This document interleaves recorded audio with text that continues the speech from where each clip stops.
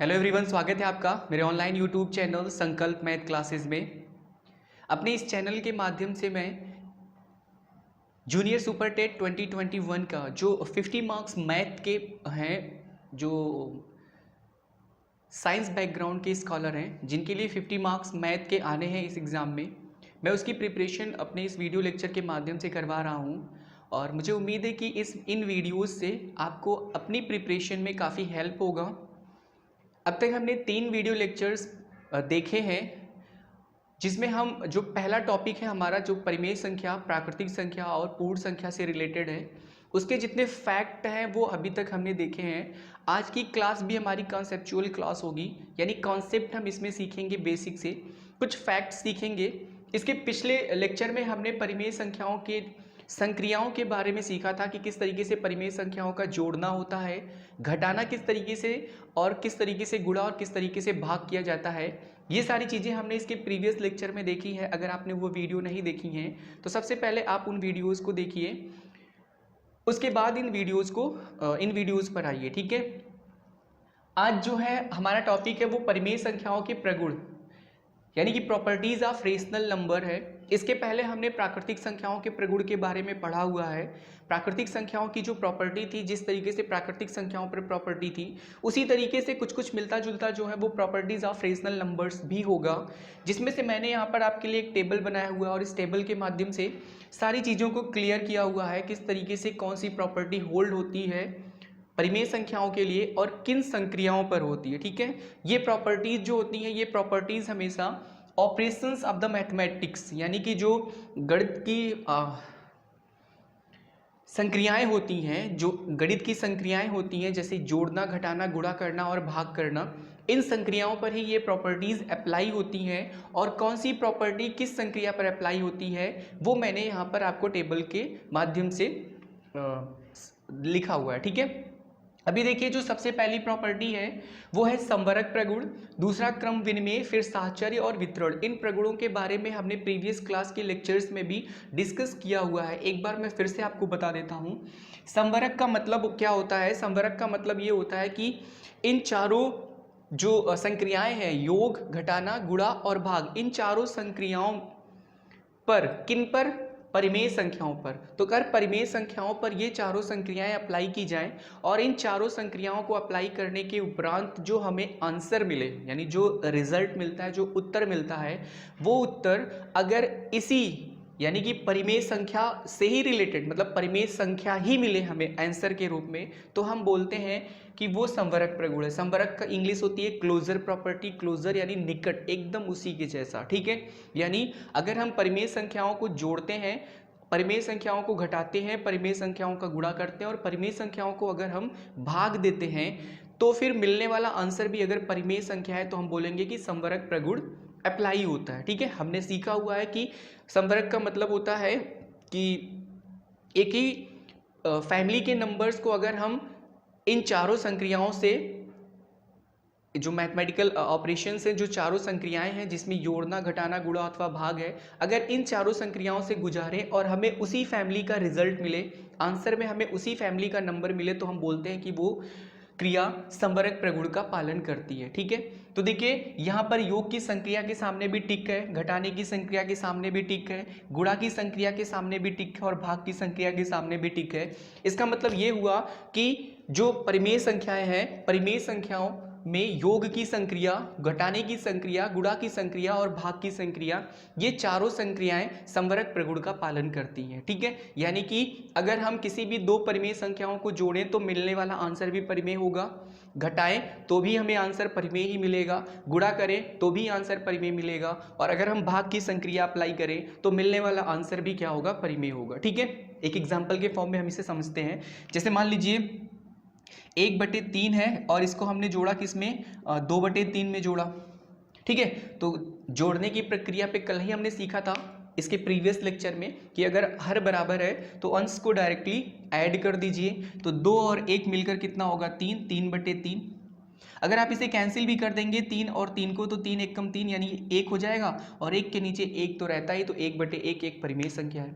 परिमेय संख्या में आपने देखा था कि प्राकृतिक, पूर्ण और पूर्णांक, इन तीनों संख्याओं का जो संग्रह होता है वो सब के सब परिमेय संख्या में आती है, ठीक है, याद रखिएगा। तो इस तरीके से परिमेय संख्या को परिमेय संख्या में जोड़ा तो मिलने वाली संख्या भी क्या हुई, परिमेय। अगर हम 1/3 को 1/3 में से 2/3 को अगर घटा दें तो इस तरीके से देखिए, घटाने की संक्रिया कल हमने सीखा, उसमें भी अगर हर बराबर है तो अंश को सीधे घटा देते हैं, तो 1 में से 3 जाएगा तो बचेगा -2 और बटे कितना, तो यहाँ 3 ही रहेगा, यानी -2/3। तो ये भी एक परिमेय संख्या है, क्योंकि हमने डिस्कस किया है कि परिमेय संख्याएं ऋणात्मक भी होती हैं और धनात्मक भी होती है, ठीक है। धनात्मक परिमेय संख्याओं को हम भिन्न भी बोल सकते हैं, फ्रैक्शन उसको इंग्लिश में कहते हैं। इस तरीके से घटाने की संक्रिया जो है वो भी उसके उपरांत हमें परिमेय मिल रहा है, तो हम कह सकते हैं कि घटाने की संक्रिया भी संवरक प्रगुण का पालन करती है, ठीक है। अगर हम इन दोनों का गुणा कर दें, यानी 1/3 और 2/3 का गुणा कर दें, तो हमने ये भी सीखा है प्रीवियस लेक्चर में कि गुणा करते समय हर बराबर करने की जरूरत नहीं पड़ती, अंश को अंश और हर को हर में सीधे गुणा कर देते हैं। तो 1 और 2 का गुणा होगा तो 2 हो जाएगा, 3 और 3 का गुणा होगा 9, और 2/9 भी एक परिमेय संख्या। इस तरीके से हम कह सकते हैं कि गुणा की संक्रिया भी संवरक प्रगुण का पालन करती है, क्योंकि जब भी हम दो परिमेय संख्याओं का गुणा करते हैं तो मिलने वाली संख्या जो रिजल्ट के रूप में होती है वो भी हमें परिमेय संख्या ही मिलती है। भाग की संक्रिया, अगर हम भाग कर दें 1/3 को 2/3 से भाग कर दें, तो भाग की संक्रिया भी हमने सीखी है कि अगर 1/3 को 2/3 से भाग करें तो भाग के निशान को गुणा में बदलते हैं, और जो दूसरा वाला परिमेय संख्या है उस दूसरे परिमेय संख्या को हम क्या करते हैं, उसका प्रतिलोम लिखते हैं, यानी 3 को अंश और 2 को हर बना देंगे, तो 3/2।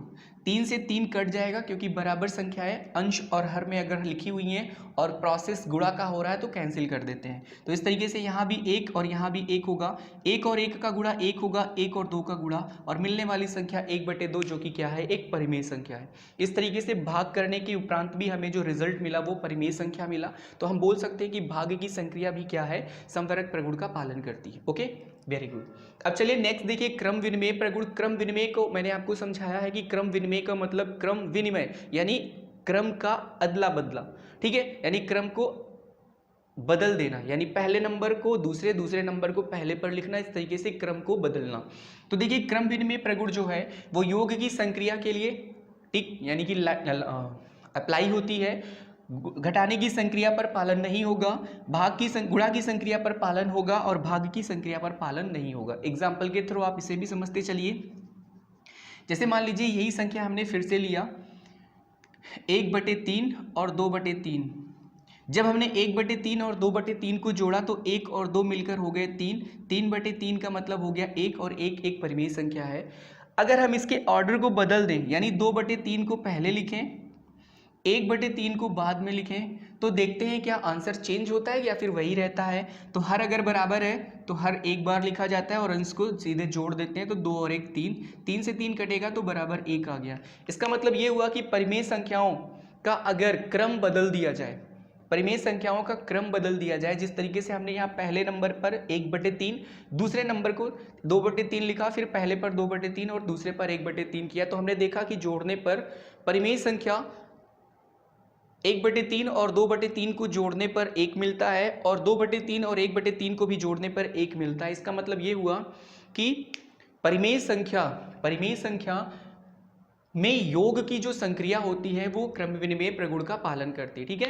घटाने की संक्रिया जो है वो क्रम विनिमय प्रगुण का पालन नहीं करती। देख लीजिए 1/3 में से अगर 2/3 आप घटाएंगे तो आपको क्या मिलेगा, माइनस में 1/3 मिलेगा, ठीक है, हर बराबर है, 1 में से 2 जाएगा तो माइनस में 1 बचेगा, ठीक है। तो इस तरीके से माइनस में 1/3, और अगर 2/3 में से 1/3 को आप घटाएंगे तो आप देख सकते हैं 2 यहाँ धनात्मक है और 1 माइनस में लिखा हुआ है, तो 2 में से 1 जाएगा, 1 आएगा, तो इस तरीके से यहाँ क्या मिलेगा, हमें 1/3 मिलेगा। और आप सब जानते हैं कि -1/3 और +1/3 तो कभी बराबर हो नहीं सकता। इसका मतलब क्रम बदलने पर परिमेय संख्या जो रिजल्ट के रूप में मिली वो बदल गया, उसका रिजल्ट चेंज हो गया, तो हम बोलेंगे कि घटाने की संक्रिया क्रम विनिमय प्रगुण का पालन नहीं करती है। अगला देखिए, गुणा की संक्रिया जो है वो क्रम विनिमय का पालन करती है। अगर हम 1/3 और 2/3 का गुणा करें तो रिजल्ट हमें क्या मिलेगा, 2 1 कम 2 और 3 3 कितना होता है 9, तो इस तरीके से रिजल्ट हमें कितना मिला, 2/9 मिला, ठीक है, रिजल्ट हमें 2/9 मिला।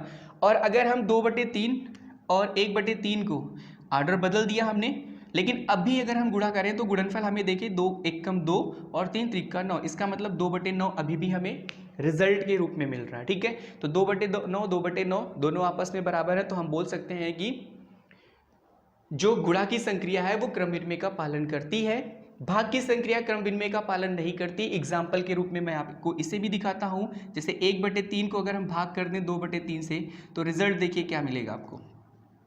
1/3 को 1/3 ही लिखा जाएगा, भाग की संक्रिया को गुणा में बदला जाएगा और दूसरा जो परिमेय है उस परिमेय के अंश और हर को आपस में बदल देते हैं।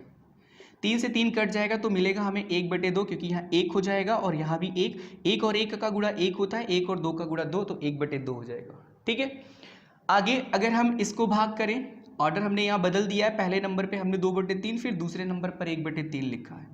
अब देखिए अगर हम इसे भाग करते हैं तो 2/3 तो एज इट इज लिखा जाएगा, भाग की संक्रिया को गुणा में बदला जाएगा, 1/3 जो होगा वो रेसिप्रोकल इसका यानी प्रतिलोम लिखा जाएगा, 3 अंश और 1 हर बन जाएगा। 3 से 3 कट गया, यहाँ 1 तो 2 1 कम 2, 1 1 कम 1, 2/1। और आप सब जानते हैं कि 1/2 2/1 के कभी बराबर नहीं हो सकता, तो हम कह सकते हैं कि भाग की संक्रिया क्रम विनिमय प्रगुण का पालन नहीं करती है।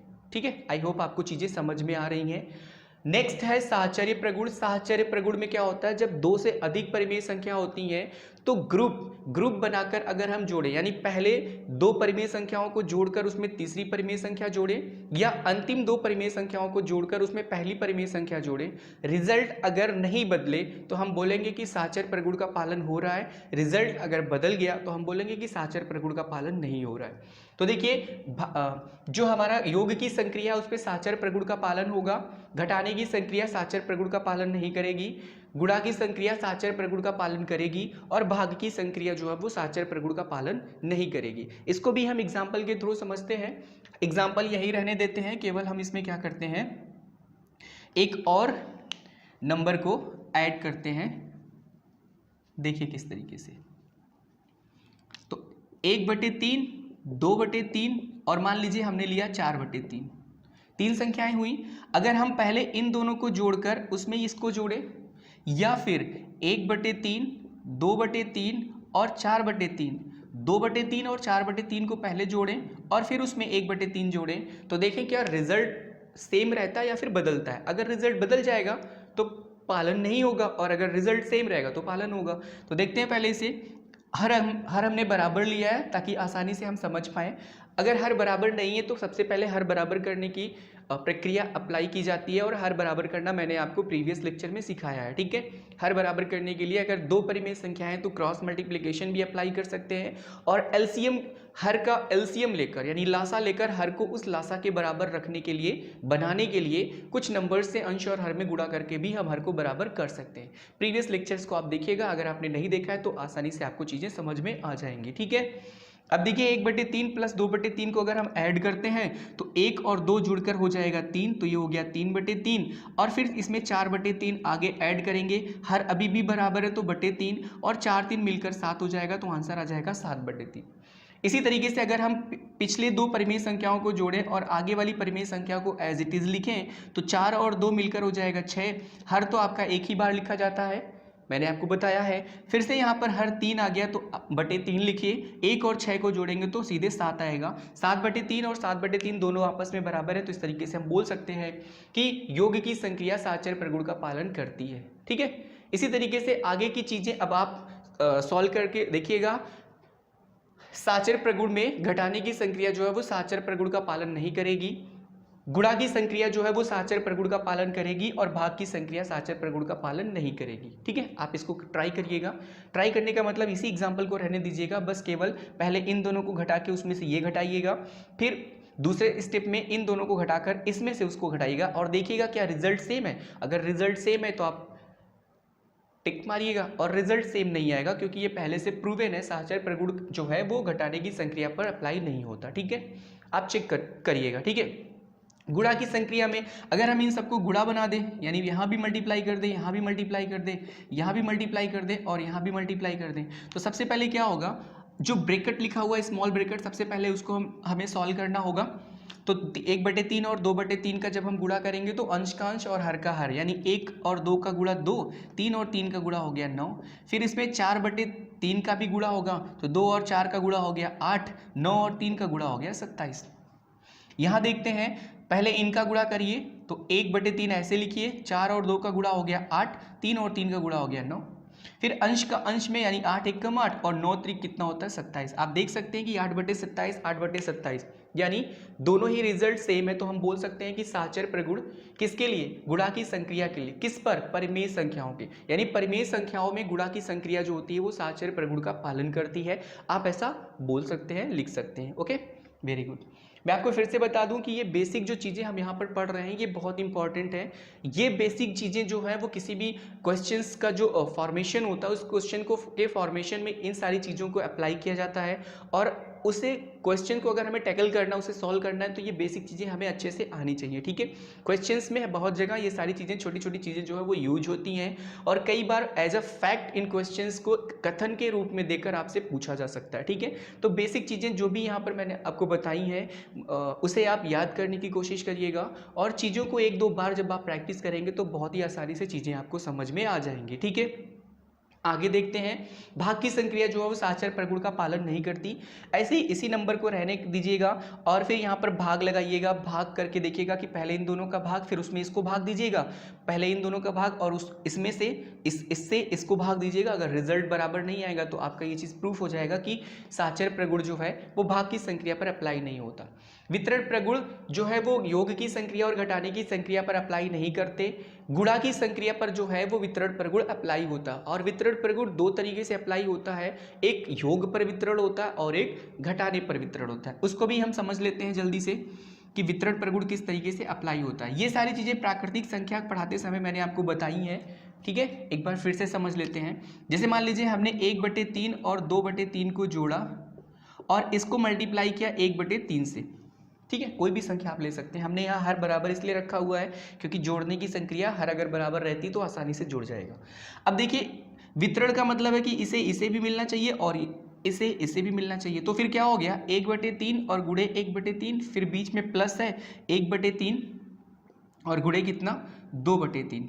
अब देखिए, अगर हम इसका गुणा कर दें तो 1 और 1 का गुणा होता है 1, 3 और 3 का गुणा होता है 9, 1 और 2 का गुणा होगा 2 और 3 का गुणा होगा 9। हर आपका बराबर है तो बटे 9 हो जाएगा, 1 और 2 जुड़ेगा तो 3 हो जाएगा।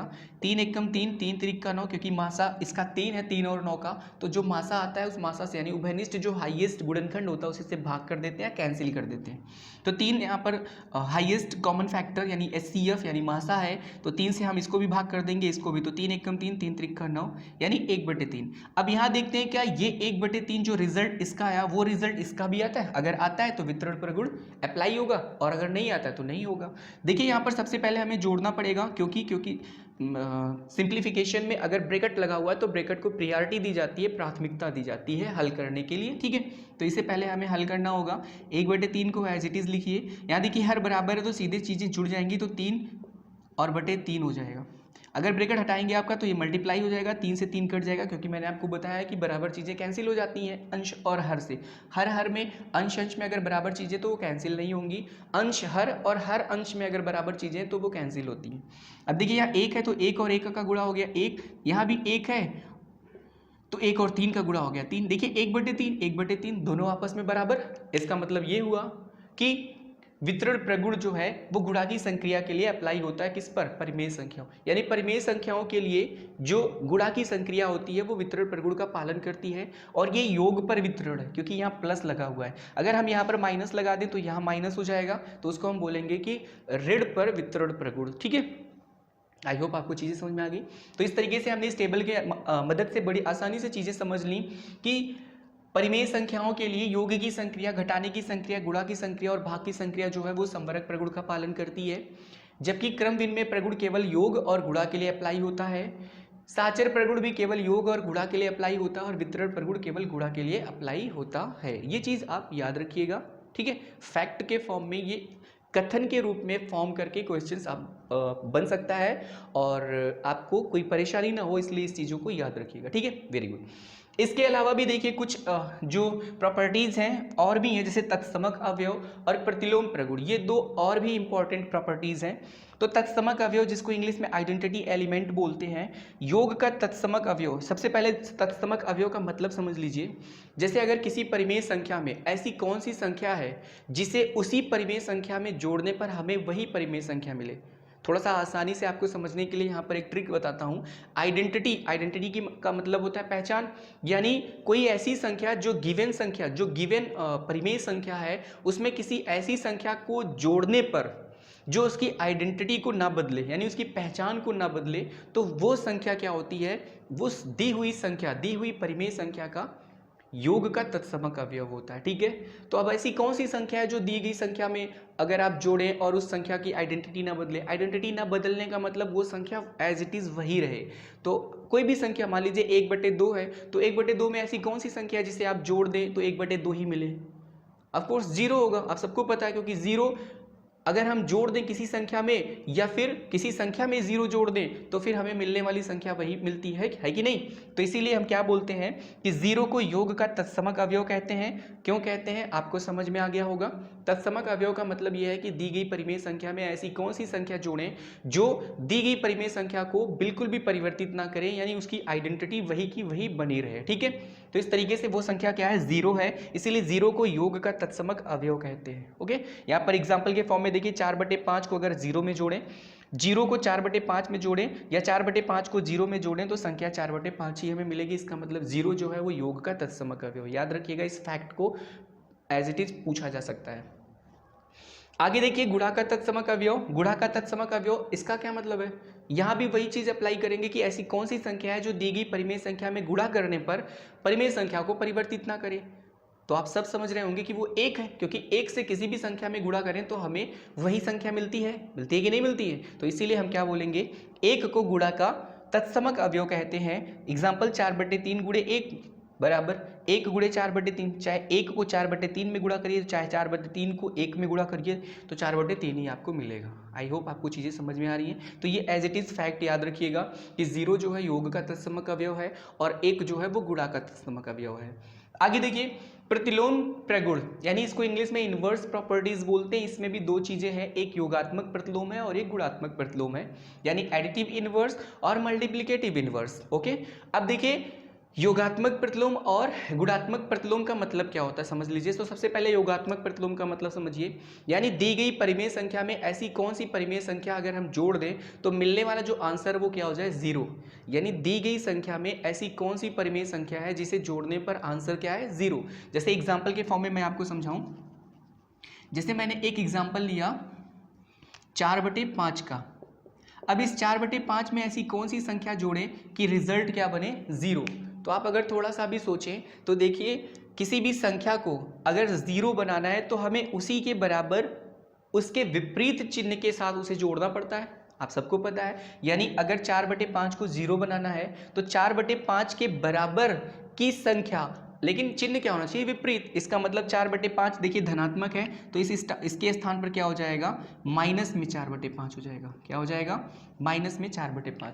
यानी अगर हम 4/5 में माइनस में 4/5 को जोड़ दें तो प्लस और माइनस जब ब्रैकेट खुलेगा तो मल्टीप्लाई होगा और प्लस माइनस का प्रोडक्ट मैंने आपको बताया कि माइनस होता है। अब 4/5 में से 4/5 अगर आप घटाएं तो बराबर संख्याओं का अंतर हमेशा शून्य होता है, आप सबको पता है। ठीक है, तो इस तरीके से आप देख सकते हैं कि -4/5 4/5 का क्या है, योगात्मक प्रतिलोम है। ठीक है, तो मैंने यहाँ नीचे लिखा भी है कि अगर कोई परिमेय संख्या p/q के रूप में हो तो उसका योगात्मक प्रतिलोम हमेशा -p/q के रूप में होगा। यानी संख्या वही रहेगी, केवल उसका चिन्ह बदल जाएगा। यानी -p/q का योगात्मक प्रतिलोम क्या हो जाएगा, +p/q। +p/q को केवल p/q लिखना ही पर्याप्त है। ठीक है, आगे देखिए गुणात्मक प्रतिलोम मल्टीप्लिकेटिव इनवर्स। मल्टीप्लिकेटिव इनवर्स का मतलब क्या है कि ऐसी संख्या जो दी गई संख्या में गुणा करने पर गुणनफल कितना बना दे, 1 बना दे। योगात्मक प्रतिलोम में योगफल कितना बनाना था, 0, और गुणात्मक प्रतिलोम में गुणनफल कितना बनाना है, 1। तो ऐसी कोई संख्या, जैसे मान लीजिए एग्जाम्पल के फॉर्म में मैंने यहाँ लिखा 4/5। अब इसमें ऐसी किस संख्या से मल्टीप्लाई करें कि रिजल्ट क्या आए, 1 आए। तो आप सबको पता है कि 4/5, अगर कोई ऐसी संख्या लिखी जाए जिससे 4 से 4 कैंसिल हो जाए और 5 से 5 कैंसिल हो जाए तो फिर रिजल्ट 1 आ सकता है। और ऐसा तभी आएगा जब ये तो 4 अंश में है तो कहाँ आ जाए, हर में, 5 हर में कहाँ चला जाए, अंश में। इसका मतलब ये जो क्वेश्चन मार्क है इसके स्थान पर अगर 5/4 लिख दिया जाए और इसका मल्टीप्लाई कर दिया जाए तो 4/5 और 5/4 का गुणा देखिए कितना आएगा। 5 से 5 कट जाएगा 1, 4 से 4 कट जाएगा 1, 1 1 कम 1, 1 1 कम 1 और 1/1 का मान 1। तो इस तरीके से किसी भी संख्या का, परिमेय संख्या का जो गुणात्मक प्रतिलोम होता है उस संख्या का इनवर्स होता है यानी प्रतिलोम होता है। ठीक है, इस तरीके से मैंने यहाँ लिखा है कि P/Q का गुणात्मक प्रतिलोम Q/P, यानी अंश को हर और हर को अंश बना दीजिए तो मिलने वाली संख्या दी गई संख्या का गुणात्मक प्रतिलोम हो जाएगी। -P/Q का गुणात्मक प्रतिलोम -Q/P होगा, ये चीज़ याद रखिएगा। ठीक है, आई होप आपको चीज़ें समझ में आ गई। इसमें देखिए चिन्ह बदल जाएंगे योगात्मक प्रतिलोम में, लेकिन गुणात्मक प्रतिलोम में चिन्ह नहीं बदलते। अगर संख्या ऋण में है तो उसका गुणात्मक प्रतिलोम भी ऋणात्मक होगा और संख्या अगर धनात्मक है तो गुणात्मक प्रतिलोम भी धनात्मक होगा। फैक्ट यहाँ पर एक है, इसको याद रखिएगा, 1 और -1 ही ऐसी परिमेय संख्या है जो स्वयं अपना गुणात्मक प्रतिलोम भी है, यानी 1 को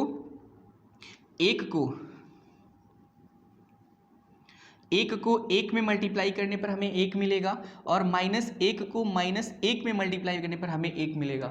तो अगर किसी संख्या से गुणा करने पर गुणनफल 1 आए तो वो संख्या दी गई संख्या का गुणात्मक प्रतिलोम होती है। तो इस आधार पर हम कह सकते हैं कि 1 का गुणात्मक प्रतिलोम भी 1 होता है और -1 का गुणात्मक प्रतिलोम भी -1। तो 1 और -1 ही ऐसी संख्या है जिनका गुणात्मक प्रतिलोम ये संख्याएं स्वयं ही होती हैं, यानी 1 का गुणात्मक प्रतिलोम 1 ही होगा, -1 का गुणात्मक प्रतिलोम -1 ही होगा। ये फैक्ट याद रखिएगा। ठीक है, बहुत इंपॉर्टेंट फैक्ट है। आगे देखिए, दो परिमेय संख्याओं की तुलना यानी comparison between two rational number, ये हमारा आखिरी टॉपिक है इस चैप्टर का। तो comparison between two rational numbers यानी दो रेशनल नंबर्स के बीच में कंपैरिजन कैसे करते हैं ये हमें यहाँ सीखना है और इस पर बेस्ड क्वेश्चंस बहुत आसानी से हम इसे सीख कर लगा सकते हैं, जिसमें कई बार ढेर सारी परिमेय संख्याएं दे देंगी और हमसे पूछेगा कि इसे अरेंज करिए इन असेंडिंग ऑर्डर यानी आरोही क्रम में या डिसेंडिंग ऑर्डर या अवरोही क्रम में। तो उस समय क्या करना होता है कि जब ढेर सारे नंबर्स होते हैं तो एलसीएम की प्रोसेस अप्लाई करना थोड़ा सा बड़ा हो जाता है, लेंदी प्रोसेस हो जाता है और क्वेश्चंस को हमें बहुत कम टाइम में सॉल्व करना होता है। आप सबको पता है एग्जाम सेंटर में वहाँ पर क्या होता है कि टाइम मैनेजमेंट करना भी बहुत इंपॉर्टेंट होता है। अगर टाइम मैनेज नहीं कर पाए, चीज़ें हमें आ भी रही हैं तो भी कोई फ़ायदा नहीं होगा क्योंकि हम अच्छे से उसको सॉल्व नहीं कर पाएंगे। ठीक है, और फिर लास्ट में बस टिक मारेंगे तो तुक्का उसमें कुछ रॉन्ग भी होगा, कुछ राइट भी होगा। तो इसीलिए टाइम मैनेजमेंट बहुत ज़रूरी है। तो देखिए, दो परिमेय संख्याओं की परस्पर, यहाँ पर एक फैक्ट लिखा हुआ है, कंडीशन ये है, एक तरीके से मान सकते हैं कि दो परिमेय संख्याओं की परस्पर तुलना करते समय उनके हरों को धनात्मक बनाना आवश्यक है। ये हमेशा याद रखिएगा कि अगर आपको दो परिमेय संख्याओं की तुलना करनी है कि बताना है कि उसमें कौन छोटा है कौन बड़ा, तो ऑलवेज जो उनका डिनोमिनेटर यानी उनका हर जो है वो हमेशा धनात्मक बना के रखिएगा। अगर धनात्मक आपने नहीं बनाया है तो चीज़ें उल्टा आएंगी। ठीक है, अभी मैं आपको एक एग्जाम्पल के अकॉर्डिंग समझाऊंगा। अभी देखिए, मैंने यहाँ पर एक एग्जाम्पल लिया है 4/-5 और -3/4 में बड़ी संख्या बताना है। तो चलिए मैं इस एग्जाम्पल को सॉल्व करता हूँ। यहाँ पर देखिए, यहाँ पर लिखा हुआ है 4/-5, 4/-5 लिखा हुआ है। यहाँ पर हर आपका क्या है, ऋणात्मक, और कंडीशन में हमने लिखा है कि अगर कभी भी दो परिमेय संख्याओं को कंपेयर करना है तो हमें हर को सबसे पहले धनात्मक बनाना होगा। तो धनात्मक बनाने के लिए आप सबको पता है कि -1 से मल्टीप्लाई कर दिया जाता है और जिस संख्या से हर में मल्टीप्लाई करेंगे अंश में भी हमें सेम नंबर से मल्टीप्लाई करना पड़ता है। तो ये कितना हो जाएगा, आप देख सकते हैं ये -4 हो जाएगा क्योंकि प्लस माइनस माइनस होता है और माइनस माइनस होता है प्लस, ये भी मैंने आपको बताया है। तो ये -4/5। अब ये संख्या आपकी बन गई -4/5 और दूसरी संख्या है -3/4। अब करना क्या है, आपको केवल क्रॉस मल्टीप्लाई कर देना है, यानी प्रथम वाले अंश का, पहली परिमेय संख्या के अंश का दूसरी परिमेय संख्या के हर से मल्टीप्लाई करना है और दूसरी परिमेय संख्या के अंश का पहली परिमेय संख्या के हर से मल्टीप्लाई करना है। तो देखिए, माइनस और प्लस का गुणा -4 और 4 का गुणा हो गया 16, माइनस और प्लस का गुणा माइनस और 5 और 3 का गुणा हो गया 15। अब देखिए, -16 और -15 में जो चीज़ बड़ी है वो आपको बताना है। तो आप सबको पता है कि ऋणात्मक संख्याएं जो छोटी गिनती रखती हैं वो बड़ी होती हैं। इसका मतलब -15 और -16 में कौन बड़ा है, -15। अब देखिए, -15 -15 जिस अंश के गुणनफल में आया है उधर वाला परिमेय संख्या आपका बड़ा हो जाएगा। -15 किस अंश के साथ आया है? -3 वाले। देखिए -3 अंश किसका है? -15 का जो गुणनफल है वो किस अंश के साथ आया है? -3 वाले। तो जिस अंश के साथ आपका ये गुणनफल बड़ा आया है उस अंश वाले परिमेय संख्या की वैल्यू जो होगी वो दूसरे वाली परिमेय संख्या से बड़ी हो जाएगी। इसका मतलब क्या हुआ? इसका मतलब क्या हुआ कि आप सीधे लिख सकते हैं कि -4/5 और -3/4 में कौन बड़ा है? -3/4। और -4/5 -4/5 ना होकर क्वेश्चन में है 4/-5, तो आप या करके लिख सकते हैं कि 4/-5 और -3/4 में कौन बड़ा है? -3/4। ठीक है, आई होप आपको चीज़ें समझ में आ गई हैं। Very good. अब देखिए यहाँ मिस्टेक कैसे होती अगर हम इस चीज़ को कंसीडर ना करते कि परिमेय संख्याओं की परस्पर तुलना करने पर हर को धनात्मक बनाना है। तो देखिए कैसे मिस्टेक होता है। अगर हम इसे ना बनाते, इसे ये प्रोसेस ये जो हमने यहाँ अप्लाई किया, अगर इसको ना करते तो इस प्रोसेस को अप्लाई नहीं करते तो यहाँ नीचे आपका माइनस होता। -3 और -5 ये देखिए दोनों प्लस में, दोनों प्लस में हो जाते तो +16 हो जाता। यहाँ -3 था और 5 भी आपका रेड में होता तो -5 हो जाता। -3 और -5 का गुणा आपका माइनस माइनस प्लस +15 हो जाता। आप सबको पता है कि +15 और +16 में कौन बड़ा है? +16। तो जो बड़े मतलब जो 16 बड़ा है आपका 15 से। अब 16 जो बड़ी गिनती आपकी आई है इसमें जिस परिमेय संख्या के अंश का इस्तेमाल हुआ है वही परिमेय संख्या आपकी बड़ी होगी। तो 16 में किस अंश का इस्तेमाल हुआ? 4 वाले का। तो 4/-5 आपका क्या हो जाएगा? बड़ा। यानी इस तरीके से अगर आप करते तो आप देखते कि -4/5 जो है वो बड़ा हो गया किससे? -3/4 से। देखिए चीज़ें एकदम उल्टी आ गई कि नहीं आ गई? आप अगर इसे करके भी देखिए, अगर इसे दशमलव में बदलिए तो 5×8 = 40 यानी 0.8 वो भी माइनस में। और इसे अगर आप दशमलव में बदलिए तो माइनस में दशमलव लगाएंगे तो 0.30 मतलब ये 30 हो जाएगा। और 4 × 7 = 28, फिर 28 2 30, 4 × 5 = 20। आप देख सकते हैं कि माइनस में 0.75 और माइनस में 0.8। कौन सी गिनती छोटी है? जो गिनती छोटी होती है वो बड़ी होती है। इसका मतलब -0.75 बड़ा है, ये बड़ा है, इसका मतलब ये बड़ा है। और यहाँ पर क्या आ गया? ये वाला बड़ा, इसका मतलब ये चीज़ रॉन्ग हो जाएगी। तो आई होप आपको ये चीज़ें समझ में आ गई हैं कि जब भी आपको दो परिमेय संख्याओं की परस्पर तुलना करना हो तो हर जो वहाँ पे हर है उस हर को अगर ऋणात्मक है तो उसे धनात्मक बनाइए। ठीक है, वेरी गुड। तो इस तरीके से हमने आज प्राकृतिक संख्याएं, पूर्ण संख्याएं और परिमेय संख्याओं का जो थ्योरेटिकल पार्ट है वो हमने कंप्लीट कर लिया है। अब नेक्स्ट वीडियो में हम इस चैप्टर से रिलेटेड जो एमसीक्यूज़ हैं यानी जो क्वेश्चंस बनेंगे उन सारे क्वेश्चंस की प्रैक्टिस भी करेंगे। ढेर सारे क्वेश्चंस की प्रैक्टिस करेंगे ताकि क्वेश्चंस किस तरीके से फॉर्म होते हैं और उन्हें किस तरीके से इजीली सॉल्व किया जाता है इसके बारे में भी हमें जानकारी मिले। ठीक है, तो आई होप ये सारी चीज़ें आपको समझ में आ रही हैं। इसके अलावा अगर आपकी कोई क्वेरी हो तो आप मुझे कमेंट बॉक्स में ज़रूर लिखिए। ठीक है, वेरी गुड। तो आज के लेक्चर्स में इतना ही। अब नेक्स्ट वीडियो में हम इसी चैप्टर से रिलेटेड क्वेश्चंस के साथ आएंगे और चीज़ों को सीखेंगे। ठीक है, तब तक के लिए धन्यवाद।